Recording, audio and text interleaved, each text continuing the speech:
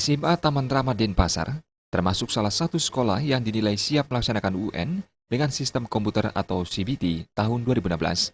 Persiapan pun akan dilakukan, diantaranya rencana simulasi UN CBT pada 7 hingga 9 Desember 2015. Kepala SMA Taman Rama, IGD Made Sutama mengatakan, simulasi UN CBT dimaksudkan untuk mengecek kondisi infrastruktur, latihan proktor dan teknisi dalam mengikuti prosedur UNBK, latihan melaksanakan UNBK, mengecek sistem dan prosedur, serta sebagai ajang latihan bagi siswa dalam melaksanakan UN CBT. Namun pihaknya menyayangkan terbatasnya waktu sosialisasi dari pemerintah pusat, sehingga menjadi kendala dalam menyampaikan pengarahan kepada siswa. Selain itu, pengaturan bangku untuk UNBK juga belum ada. Meski demikian, pihaknya sudah membekali siswa dengan pendidikan tambahan, sehingga merasa siap mengikuti UN CBT nanti.